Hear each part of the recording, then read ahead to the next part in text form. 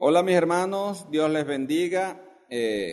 Gracias al Señor nos permite estar un día más acá compartiendo la palabra de Dios.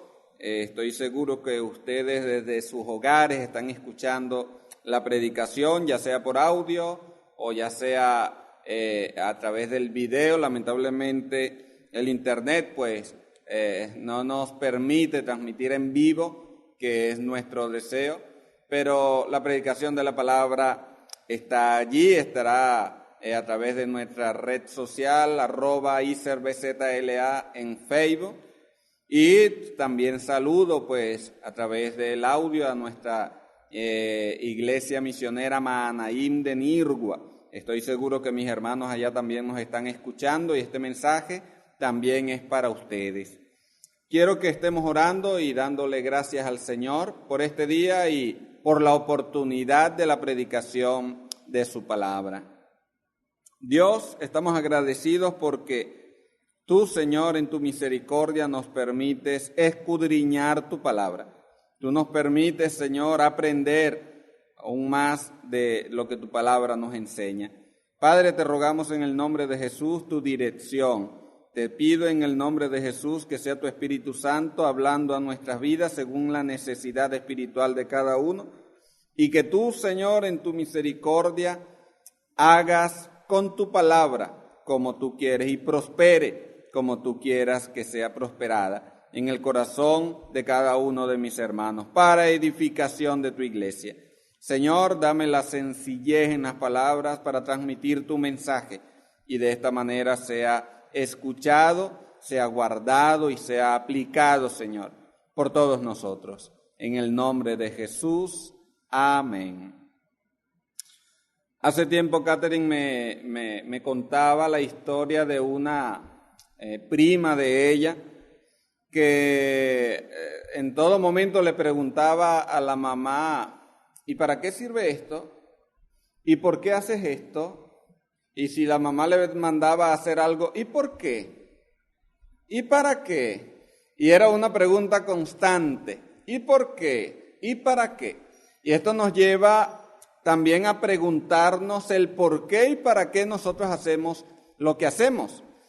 Es decir, ¿por qué la iglesia hace lo que hace? ¿Por qué se reúnen el domingo? ¿Por qué la cena del Señor? ¿Por qué no guardan el sábado? Son preguntas que cotidianamente se le hace a la iglesia evangélica y muchas de estas preguntas tienen su respuesta, o todas las preguntas, por supuesto, tienen su respuesta en base a las Escrituras, la palabra de Dios. En una ocasión le preguntaron a un pastor, ¿ustedes por qué adoran el domingo? Y el pastor dijo, yo no solamente adoro el domingo, adoro todos los días. Y esto nos lleva a decir también que la iglesia del Señor, la verdadera iglesia del Señor, es una iglesia que adora a nuestro Señor Jesús, no solamente un día, sino todos los días. Jesús a la mujer samaritana le dijo, mas la hora viene y ahora es cuando los verdaderos adoradores adorarán al Padre en espíritu y en verdad, porque también el Padre a tales adoradores busca que le adoren. Estamos hablando, hermanos, estamos en una nueva serie que hemos titulado Resucitó. Y hoy pues se conmemora el día de la resurrección de nuestro Señor Jesús, ese momento en que Jesús resucita de entre los muertos, lo que le llaman el día de resurrección o el domingo de resurrección. Ahora, hay muchas evidencias en los evangelios que dice que nuestro Señor Jesucristo resucitó un domingo. El domingo para nosotros, el primer día de la semana para los judíos. Mateo capítulo 28, versículo 1, así lo dice, pasado el día de reposo, al amanecer del primer día de la semana, vinieron María Magdalena y la otra María a ver el sepulcro. y hubo un gran terremoto porque un ángel del Señor descendió del cielo y llegando removió la piedra y se sentó sobre ella. Más adelante, el versículo 5 dijo, mas el ángel respondiendo dijo a las mujeres, no temáis vosotras, porque yo sé que buscáis a Jesús, el que fue crucificado. No está aquí, pues ha resucitado como dijo. Venid, ved el lugar donde fue puesto el Señor. Dice la palabra que pasado el día de reposo, al amanecer del primer día de la semana, es decir, para nosotros el día domingo. Marcos capítulo 16, versículo 2, dice, versículo 1 y versículo 2, cuando pasó el día de reposo, María Magdalena, María la madre de Jacobo y Salomé, compraron especias aromáticas para ir a ungirle. Y muy de mañana, el primer día de la semana, es decir, el domingo, vinieron al sepulcro ya salido el sol. Lucas capítulo 24, versículo 1, dice, el primer día de la semana, muy de mañana, vinieron al sepulcro. ¿Cuál es el primer día de la semana? El día domingo. Trayendo especias aromáticas que habían preparado algunas mujeres con ella y hallaron removida la piedra del sepulcro y entrando no hallaron el cuerpo del Señor Jesús.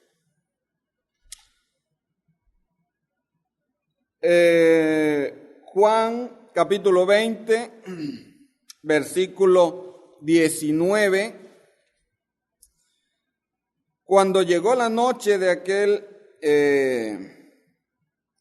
capítulo 20, versículo 1, dice, el primer día de la semana María Magdalena fue de mañana, siendo aún oscuro, al sepulcro y vio quitada la piedra del sepulcro. Cuando fue el primer día de la semana. Ahora, si Jesús muere un viernes antes del día de reposo y dice la palabra de Dios que no querían dejarle colgado en la cruz porque era día de reposo o lo que venía era el día de reposo, entonces se dice que murió un viernes, resucita un domingo. ¿Por qué no pudo haber resucitado un sábado en la noche y haber aparecido el domingo? Esa es una buena pregunta, porque vemos en la palabra de Dios que María fue el primer día de la semana en la mañana y la piedra estaba removida. ¿Por qué no pudo haber resucitado un sábado? Bueno, lo interesante es que Mateo capítulo 12, versículo 40,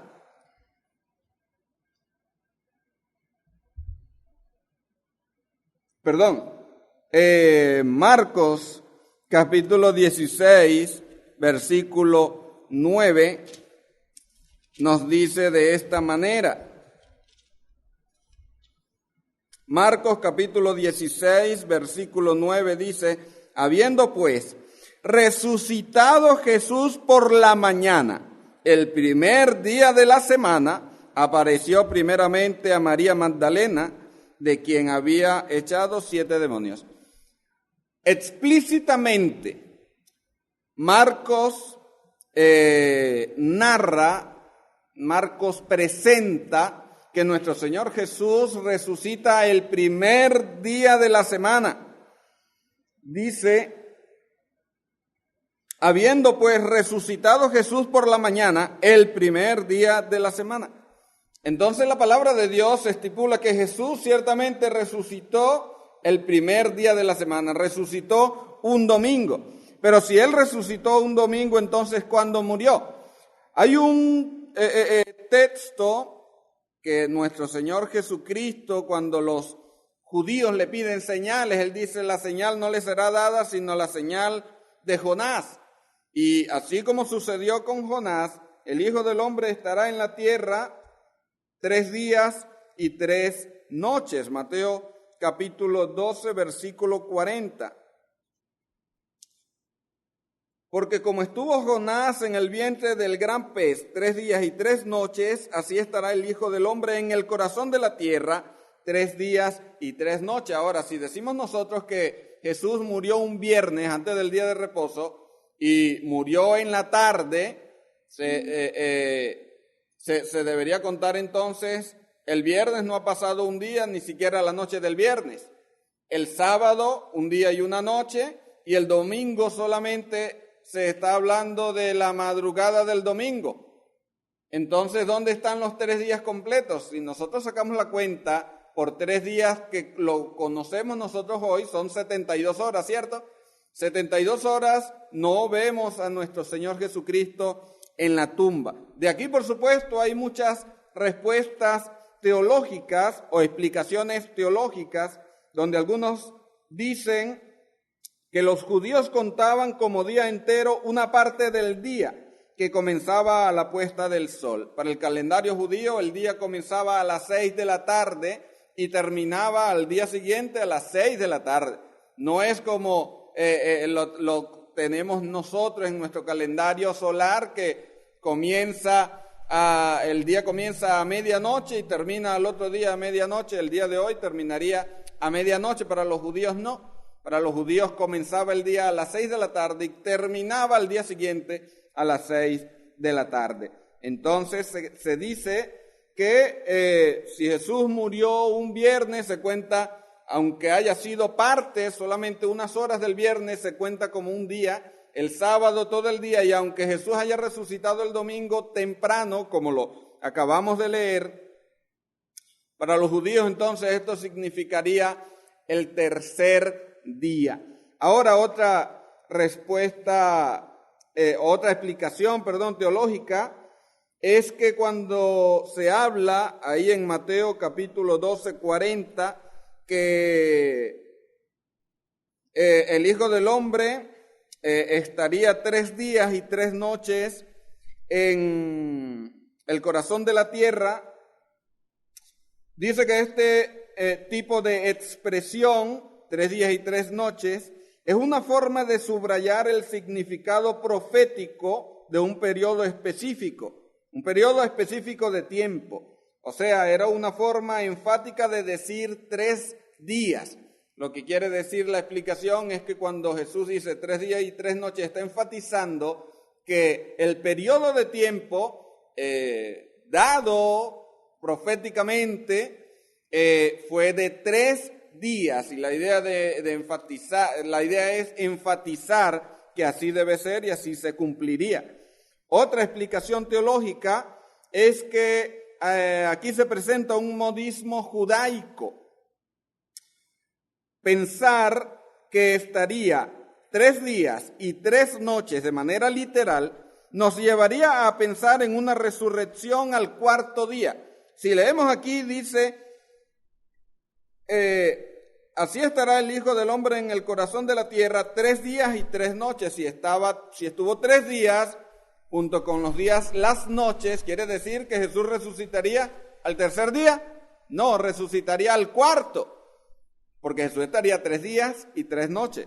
La explicación teológica es que aquí se habla de un modismo judaico, porque para ellos la expresión después de 3 días o al tercer día viene siendo lo mismo. Pensar en que Jesús resucitaría después del tercer día, como también lo dice Marcos capítulo 8, versículo 31. Marcos 8:31 dice, y comenzó a enseñarles que le era necesario al Hijo del Hombre padecer mucho y ser desechado por los ancianos, por los principales sacerdotes y por los escribas, y ser muerto y resucitar después del tercer día. Si tomamos de esta manera, entonces tendríamos que pensar que Jesús no resucitó un domingo, sino que resucitó un lunes. O tendríamos que pensar que Jesús no murió un viernes, sino que murió un jueves o hasta un miércoles. La explicación teológica es que para los judíos la expresión después del tercer día o al tercer día, como lo dice el mismo Evangelio de Marcos, capítulo 10, versículo 34, y le escarnecerán, le azotarán y escupirán en él y le matarán. Mas al tercer día, ven que el mismo Evangelio de Marcos dice después del tercer día, pero aquí dice y al tercer día resucitará.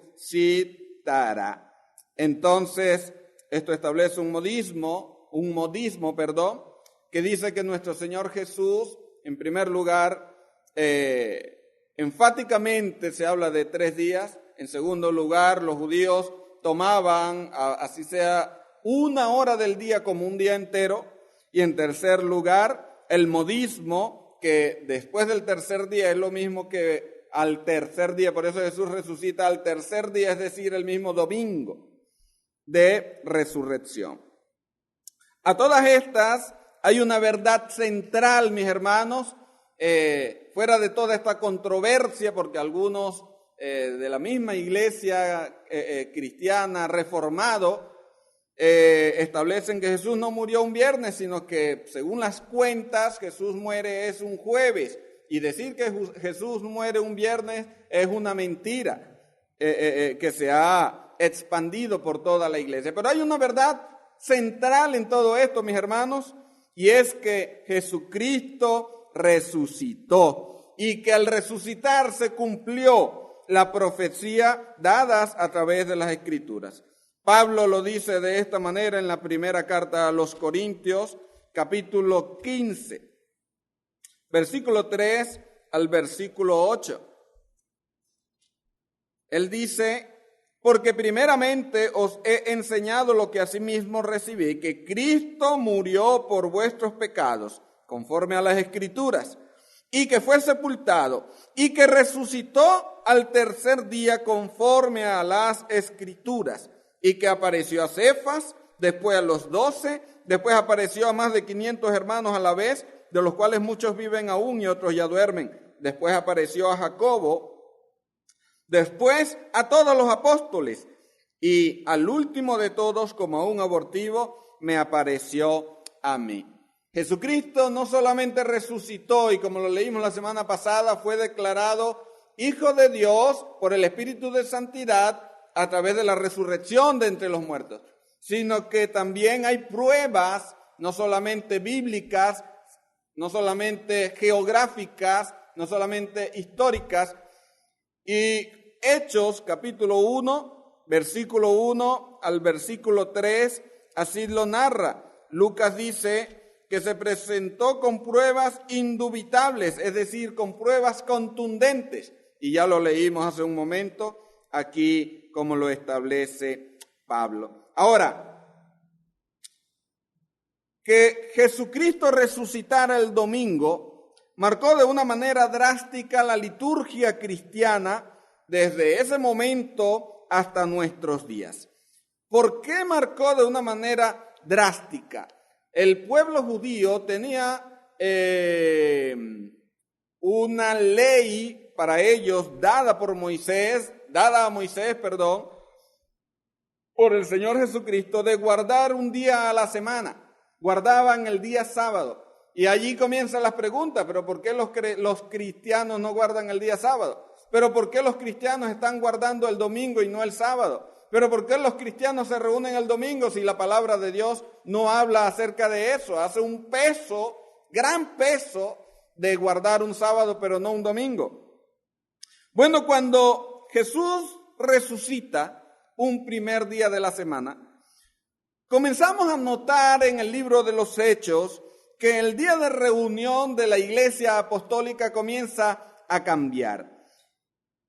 Hechos capítulo 20, versículo 7, dice: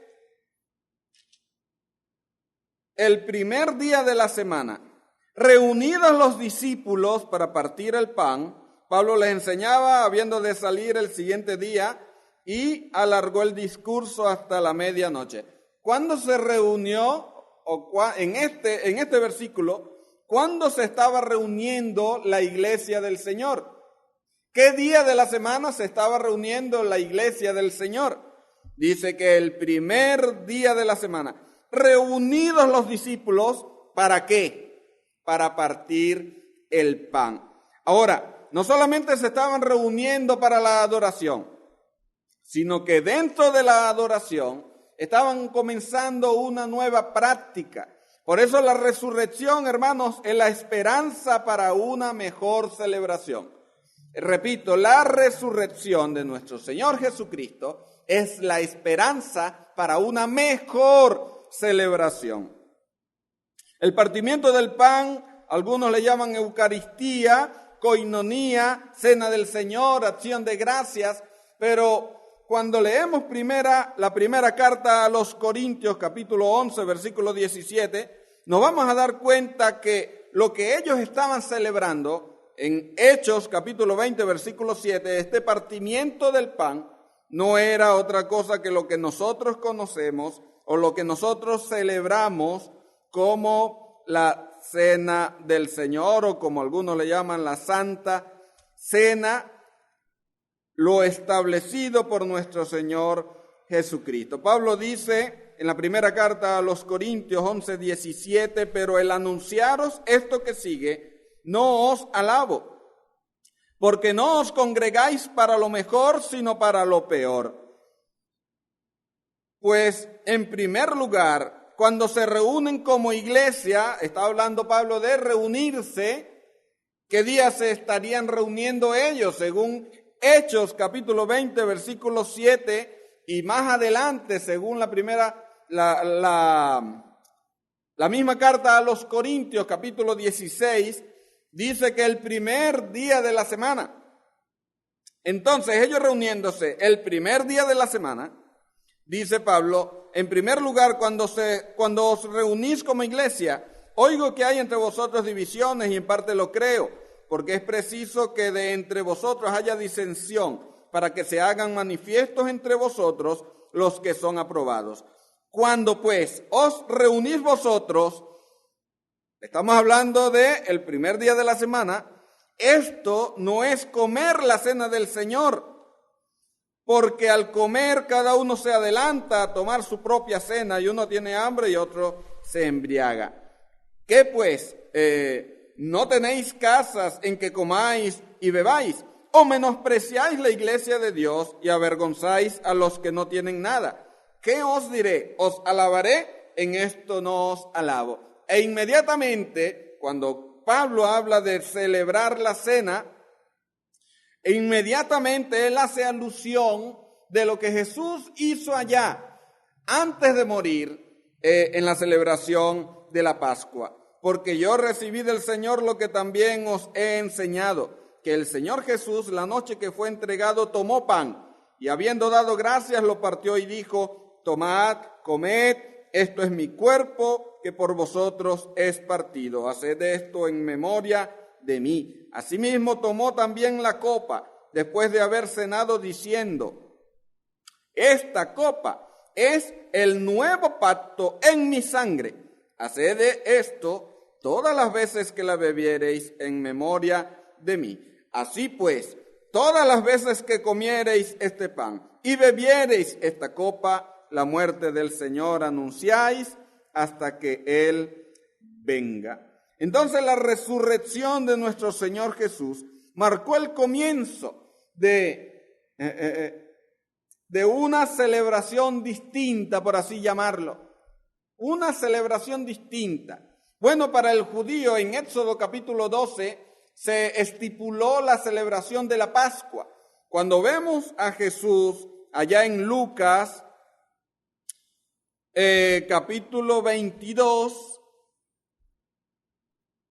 versículo 7 y versículo 8, dice, llegó el día de los panes sin levadura, en el cual era necesario sacrificar el cordero de la Pascua. Y Jesús envió a Pedro y a Juan diciendo, id y preparad la Pascua para que comamos. Jesús celebra la Pascua. Y ahí entonces nosotros debemos preguntarnos, si Jesús celebró la Pascua, entonces ¿por qué la iglesia no celebra la Pascua? ¿Por qué la iglesia no la está celebrando? Si la Pascua se habla de una vez al año, si la Pascua comienza el día viernes, inmediatamente la celebración de los panes sin levadura, ¿por qué la iglesia entonces no lo hace si Jesús lo hizo? Bueno, para el judío estaba estipulado la celebración de la Pascua, que significaba la Pascua? La Pascua era una festividad designada para celebrar la liberación de Israel de Egipto y para recordar lo que Dios había hecho a favor de la nación de Israel. Por eso vemos acá en Lucas capítulo 22, versículo 7, que habla de los panes sin levadura y habla de era necesario sacrificar el cordero para la Pascua. Posteriormente, el versículo 15, comienza Jesús a celebrar lo que hemos leído allá en la primera carta a los Corintios. Y dice: cuánto he deseado comer con vosotros esta Pascua antes que padezca, porque os digo que no la comeré más hasta que se cumpla en el reino de Dios. Y habiendo tomado la copa, el pan lo partió y todo lo que acabamos de leer. ¿Por qué la iglesia no celebra la Pascua? ¿Por qué la iglesia no celebra el día o la fiesta de los panes sin levadura? Bueno, hermanos, Jesús, nuestro Señor Jesucristo, instituyó algo mejor. Escúcheme, algo mejor que la celebración de la Pascua, que sigue siendo celebrada por el pueblo judío, por el pueblo hebreo, pero Jesús instituyó algo mejor que la Pascua. Mientras la Pascua mostraba lo que Dios había hecho a favor de los judíos y celebraba como el Señor les había celebrado, la cena del Señor o la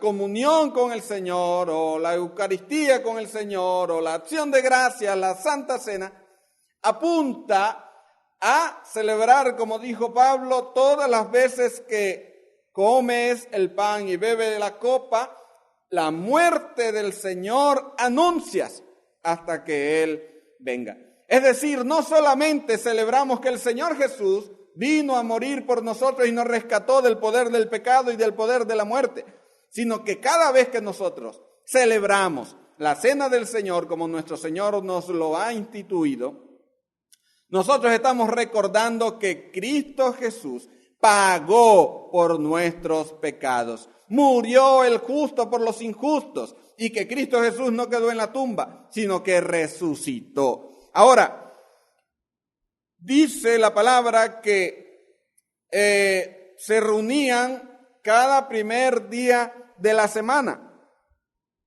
Ahora, y celebraban la cena. Quiere decir entonces que la cena del Señor es sustituto a la Pascua. Quiere decir que el congregarnos el domingo, el día de resurrección de nuestro Señor Jesús, quiere decir que congregarnos el domingo es sustituto del día de reposo. Lamentablemente, muchos piensan que el día domingo viene a sustituir el día de reposo sábado para el judío y que nosotros debemos guardarlo de la misma manera que el pueblo judío. No trabajar y no hacer tantas cosas para guardar el día de reposo. Pero hay algo importante y es que en Jesús se cumplió la ley. En Jesús se cumplió la ley. Y si en Jesús se cumplió la ley, entonces no podemos pensar que se cumplió en Jesús, pero Jesús entonces comenzó a cambiarla de una manera distinta. No es una sustitución, es algo nuevo. Hebreos capítulo 10, versículo 1, dice: porque la ley, teniendo la sombra de los bienes venideros, no la imagen misma de las cosas, nunca puede por los mismos sacrificios que se ofrecen continuamente cada año hacer perfectos a los que se acercan. Porque la ley, teniendo la sombra, la ley tenía la sombra ¿de qué? De los bienes venideros y no la imagen misma de las cosas. La ley tenía la sombra, era una sombra. Colosenses capítulo 2, versículo 16 y 17, dice: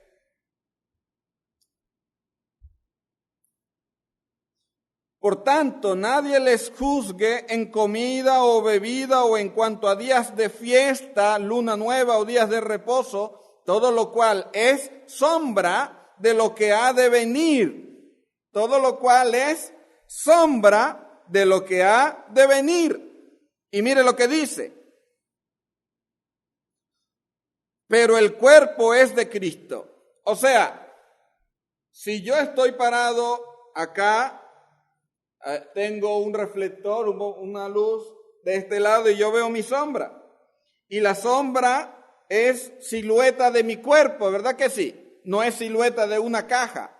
Si yo pongo una caja, se hace la silueta de una caja, no la mía. La sombra de los bienes venideros mostraban o apuntaban ¿a quién? A Cristo. ¿Qué dice la palabra aquí mismo? Pero el cuerpo es Cristo. Pero el cuerpo es Cristo, o el cuerpo es de Cristo. Cuando nos vamos a Hebreos capítulo 10, nuevamente, versículo 8 al versículo 10 dice, diciendo primero, sacrificio y ofrenda y holocausto y expiación por el pecado no quisiste, ni te agradaron, las cuales cosas se ofrecen según la ley. Pero leímos en el versículo 1 de este mismo capítulo 10, que la ley era la sombra de los bienes venideros y no la imagen misma. Diciendo luego, versículo 9, he aquí que vengo, oh Dios, a hacer tu voluntad. Quítalo primero para establecer esto último. ¿Qué debía ser quitado? Quítalo primero. ¿Qué debía ser quitado?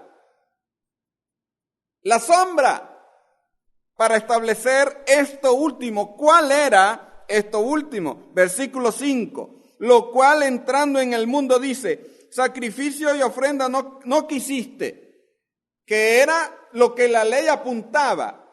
La sombra de los bienes venideros era lo que la ley decía. Sacrificio y ofrenda no quisiste, mas me preparaste cuerpo. La ley mostraba la sombra, mas me preparaste cuerpo. Cristo vino a ser el reflejo, no el reflejo era la ley. Cristo vino a ser el cuerpo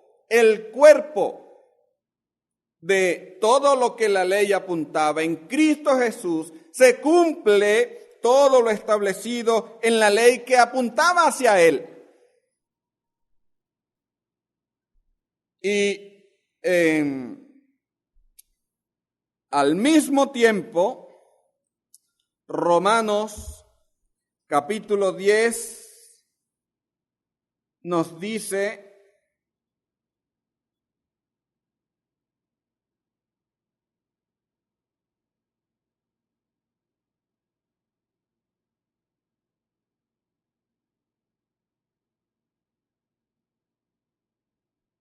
déjeme un momentico que se me perdió la cita.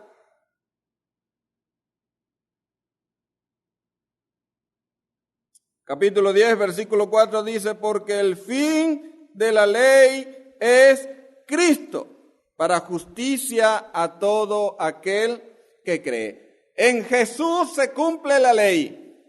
Jesús cumple la ley. Y en Jesús se da fin a la ley. Y en Jesús, como leímos allá en Hebreos, dice, Jesucristo mismo, quítalo primero para establecer esto. Quita la sombra. Es momento de establecer el cuerpo, el gobierno de Cristo, la gracia de Cristo sobre la iglesia de Dios. Pablo, en primera a los Corintios, capítulo 5, versículo 7 y versículo 8, habla de una Pascua. Y miren lo que dice, limpiaos pues de la vieja levadura para que seáis nueva masa, sin levadura como sois. Porque nuestra Pascua, no podemos hablar de una sustitución, no podemos hablar que la cena del Señor es una sustitución de la Pascua, porque Jesús dijo, quítalo primero para establecer esto otro. No es una sustitución, es una nueva celebración, la celebración de un nuevo pacto, con nuevas promesas y mejores promesas y un pacto mejor que el antiguo, como lo dice Hebreos. Dice Pablo, porque nuestra Pascua, que es Cristo, ya fue sacrificada por nosotros. Mientras que la Pascua, vuelvo a lo mismo, mientras que la Pascua apuntaba hacia la liberación del hombre de la nación egipcia, la liberación de un pueblo de la nación egipcia, la cena del Señor apunta hacia la muerte y resurrección de nuestro Señor Jesucristo. La cena del Señor da testimonio de que Cristo Jesús ha muerto. Su cuerpo ha sido partido por nuestros pecados. Su sangre ha sido derramada para el perdón de nuestros pecados. Y que resucitó. Y que así como resucitó, también resucitará todo aquel que ha creído y vive para Él. Entonces Pablo dice que la Pascua, nuestra Pascua, que es Cristo, ya fue sacrificada por nosotros. Cristo es el Cordero Pascual. Así que celebremos la fiesta. ¿De qué fiesta estará hablando Pablo aquí? ¿Será que Pablo entonces está hablando de volver a celebrar la fiesta de los panes sin levadura? Pues no. Pablo habla aquí de una fiesta que todos nosotros debemos celebrar, no un día a la semana solamente. Por eso vuelvo a lo que le preguntaron al pastor. ¿Ustedes adoran solo los domingos? Porque ustedes adoran solo los domingos. No, la iglesia del Señor no debe tomar solamente un día de adoración. Todos los días deben ser para adoración al Señor. Por eso Pablo dice, celebremos la fiesta, no con la vieja levadura, ni con la levadura de malicia y de maldad, sino con panes sin levadura, de sinceridad y de verdad. Es decir, viviendo cada día para agradar al Señor, desechando todo peso y todo pecado que nos asedia, despojándonos de toda abundancia de malicia. Hermanos, cuando la palabra de Dios nos habla de celebrar aquí la fiesta, quiere decir que todos los días nosotros debemos ser portadores de alabanza por lo que el Señor ha hecho a favor nuestro. El justo murió por el injusto, para llevarnos hacia el Padre, para abrir camino, para hacer ese puente y nosotros poder acercarnos a Dios confiadamente. Ahora, muchos posiblemente estarán diciendo, no me convences con esos argumentos bíblicos. Eso se puede interpretar de otra manera. No hay argumento bíblico para que ustedes se estén reuniendo el domingo y dejen al lado el sábado. Bueno, hay no menos de 15 menciones de los padres de la iglesia que hablan de la celebración de la cena el primer día de la semana. Y no quiero ponerme a nombrar todo lo que ellos dicen, pero sí hago mención de quiénes son los que lo dicen. Justino Mártir, del año 100 al 165, porque se dice que fue con Constantino que él decretó que el día para ser guardado por todos los cristianos, por toda la iglesia, debía ser el día domingo. Bueno, el día domingo se le atribuye a la celebración del dios Sol, y por allí se va la cosa. Y para decir que la iglesia cristiana al reunirse el domingo está solamente siendo parte de algo que se instituyó por un hombre pagano para llevar a la iglesia al paganismo. Bueno, ahí está el argumento. Pero los padres de la iglesia, cuando comenzaron a hablar acerca de la reunión el primer día de la semana, la celebración de la cena del Señor el primer día de la semana, no había sucedido lo que se dice que dijo Constantino en el año 300 y algo. Entonces, ¿dónde queda el argumento de que Constantino lo estipuló así y por eso la iglesia lo hace?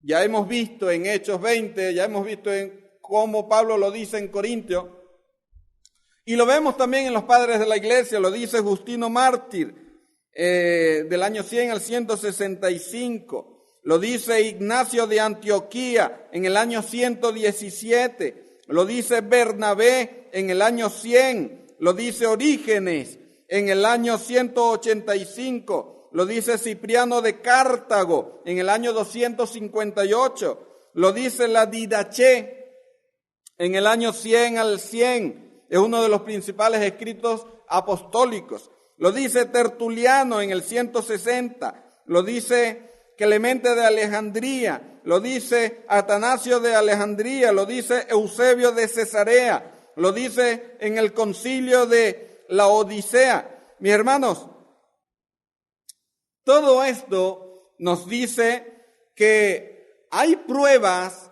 que la iglesia del Señor comenzó a reunirse los domingos, el primer día de la semana, y a celebrar la cena del Señor este mismo día. Ahora, alguien dijo, pese a que los escritos patrísticos no son una regla de fe para quienes profesamos la fe bíblica, lo cierto es que constituyen un antecedente histórico importante y podríamos decir concluyente. Repito lo que dice.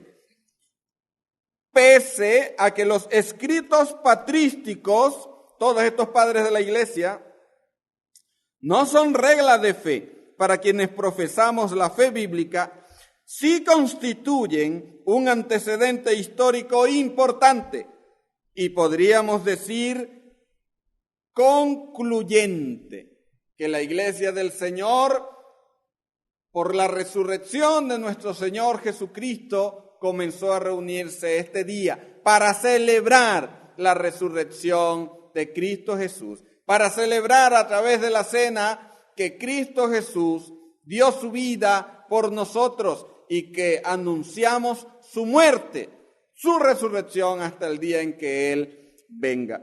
Ahora, algunos pensarán, no, tú estás defendiendo lo indefendible, porque es indefendible esa postura. Está bien, vamos a decir que la iglesia del Señor no se reúne el domingo.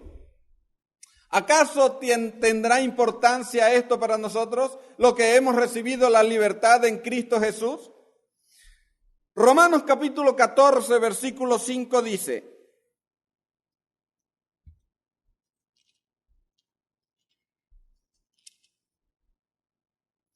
uno hace diferencia entre día y día.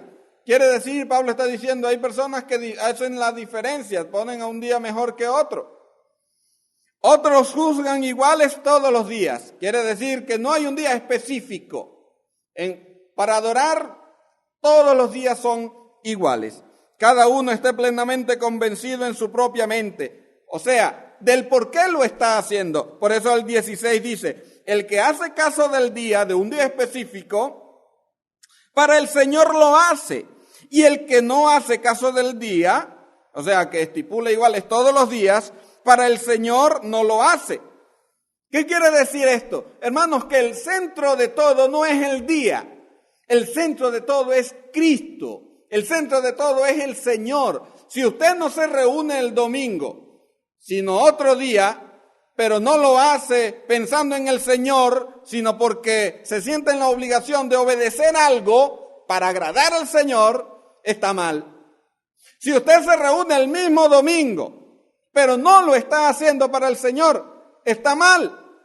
Entonces, no se trata del día, se trata de la disposición del corazón, del por qué nos estamos reuniendo, del por qué nos estamos congregando. Por eso Pablo le dice, esto que les digo, yo no los voy a alabar por lo que les digo, porque cuando se reúnen, lo hacen es para lo malo. No se están reuniendo para agradar al Señor, se están reuniendo para agradarse ustedes mismos.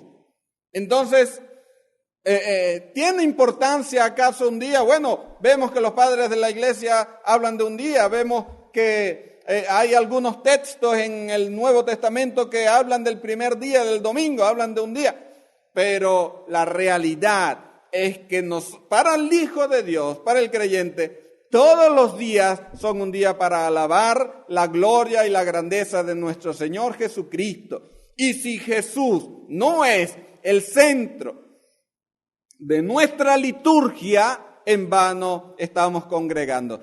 congregándonos. Si Jesús no es el centro de mi adoración, en vano lo estoy adorando. Colosenses, nuevamente, Colosenses, capítulo 2, 16 y 17 dice: por tanto, nadie les juzgue en comida o bebida o en cuanto a días de fiesta, luna nueva o días de reposo, todo lo cual es sombra de lo que ha de venir, pero el cuerpo es Cristo. Ahora, el mismo Colosenses, capítulo 2, versículo 10, dice que nosotros no nos completamos por guardar cierto día, nosotros no nos completamos por celebrar ciertas fiestas, porque dice en el capítulo 2, versículo 10, que nosotros estamos completos en Él, en Cristo, que es la cabeza de todo principado y potestad. ¿Necesitamos algo más? No, lo que necesitamos es a Cristo y aferrarnos a la gracia de Cristo. Efesios capítulo 5, versículo 1 y versículo 2 dice: sed pues imitadores de Dios como hijos amados y andad en amor, como también Cristo nos amó y se entregó a sí mismo por nosotros, ofrenda y sacrificio a Dios en olor fragante. Luego el versículo 8 al versículo 10 dice: porque en otro tiempo erais tinieblas, mas ahora soy luz en el Señor. Andad, si somos luz, dice Pablo, andad como hijos de luz. Porque el fruto del Espíritu es en toda bondad, justicia y verdad, comprobando lo que es agradable al Señor. ¿Qué agrada al Señor? Hermanos, la obediencia le agrada al Señor. Por último, Hebreos capítulo 13, versículo 15, nos dice: así que ofrezcamos siempre a Dios, por medio de Él, sacrificios de alabanza. Ofrezcamos ¿cuándo? Siempre, constantemente, a Dios, por medio de Cristo, sacrificios de alabanza, es decir, frutos de labios que confiesan su nombre. Romanos, ya había dicho que con este texto terminaba, pero me llega a la mente Romanos capítulo 12,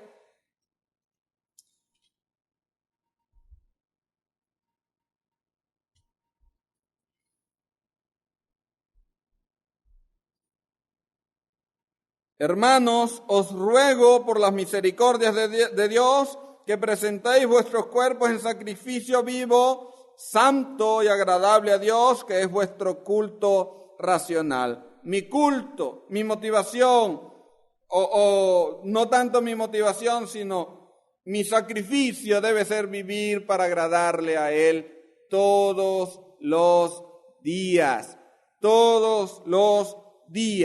puestos los ojos en Jesús, autor y consumador de la fe. La verdad, hermanos, la verdad central es que Cristo Jesús resucitó. Y tras su resurrección, la iglesia cristiana comenzó a celebrar el día domingo, el día de la resurrección, a celebrar la cena del Señor como algo que el Señor ha estipulado.